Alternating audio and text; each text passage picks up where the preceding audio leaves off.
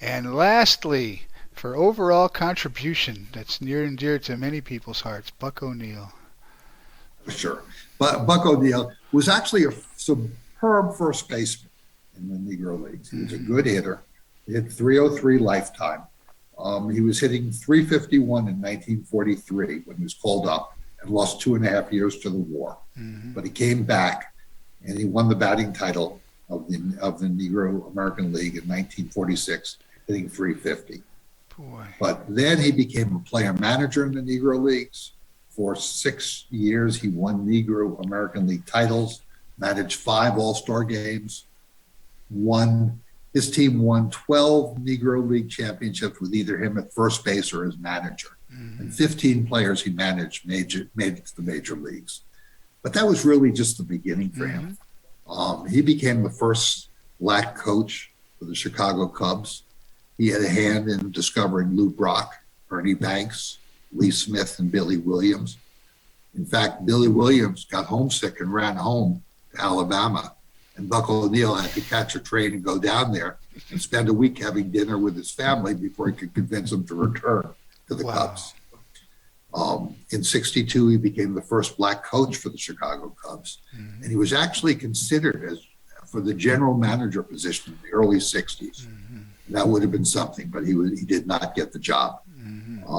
He was elected to the Scout Hall of Fame in 2002. But his real contribution to American baseball was as a Negro League ambassador. He morphed into probably the leading spokesman for the Negro Leagues. He argued for the grace and quality and grandeur of the game. His argument was based upon merit.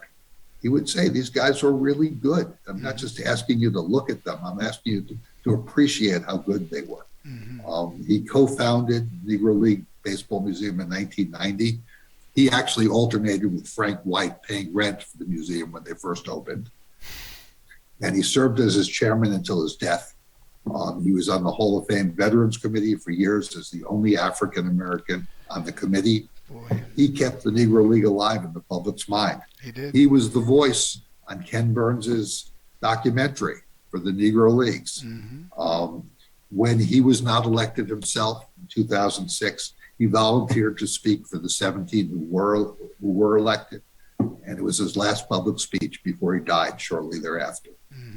There was outrage against his not being elected, and the Hall of Fame responded by naming the Lifetime Achievement Award for Buck O'Neill.